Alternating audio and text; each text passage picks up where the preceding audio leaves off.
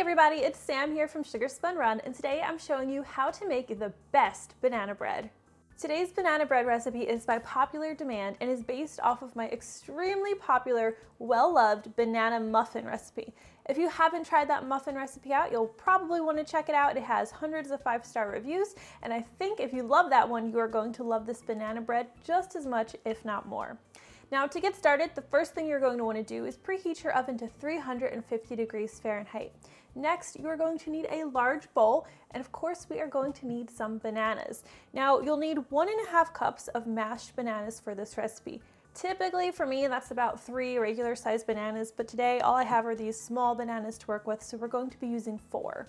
We'll just put the bananas in our bowl. Now the riper bananas you have, the better your banana bread is going to be. In fact, I'd actually like these to be even a little bit more brown. A little overripe is what you're actually looking for.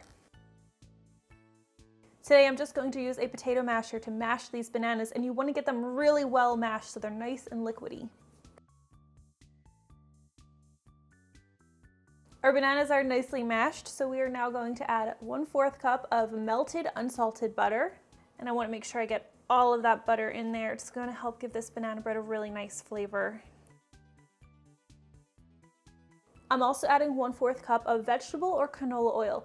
Either oil will work, but it is important that you use this blend of butter and oil rather than just using all of one or the other. Using all butter will make your banana bread a little bit too dry. Using all oil won't give you that nice butter flavor. So I found this blend of both of them is perfect for a good banana bread.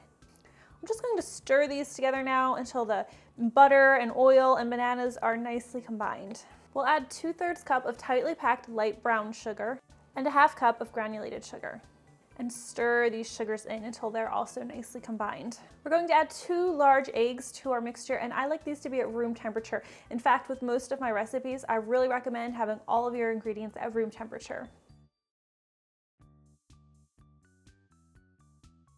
I'm also going to add 1 tablespoon of pure vanilla extract, and yes, that is a tablespoon, not a teaspoon. I really love the flavor it adds to your banana bread, and your kitchen is going to start smelling really good right about now. My banana bread recipe also uses 1/4 cup of buttermilk. Now, if you don't happen to have buttermilk on hand, I do have a really simple buttermilk substitute.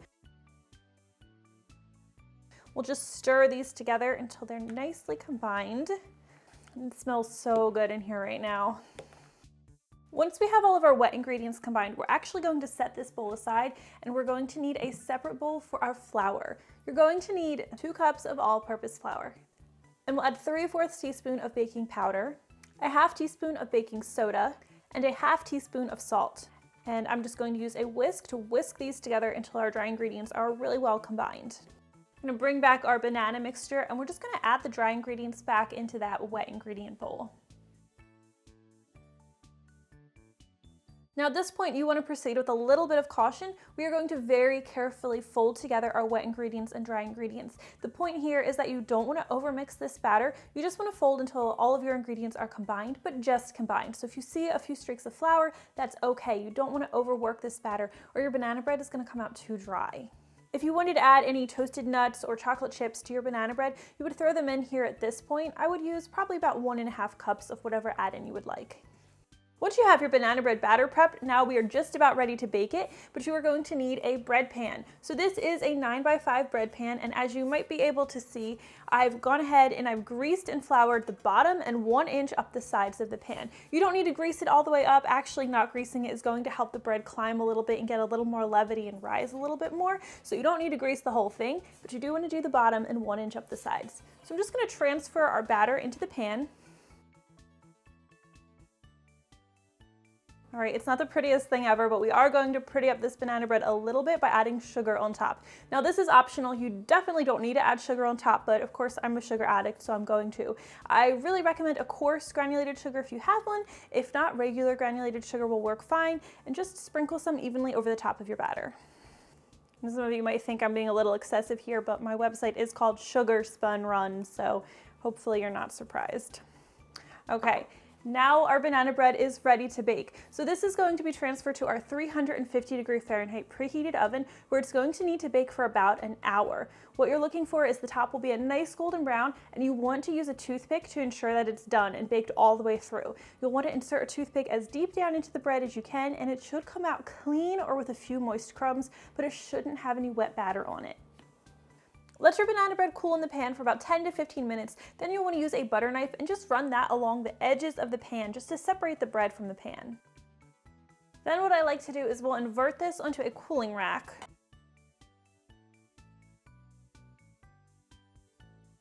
Let your banana bread cool just a little bit longer. It's really good enjoyed warm, so I recommend not waiting too long. And then we can dig in.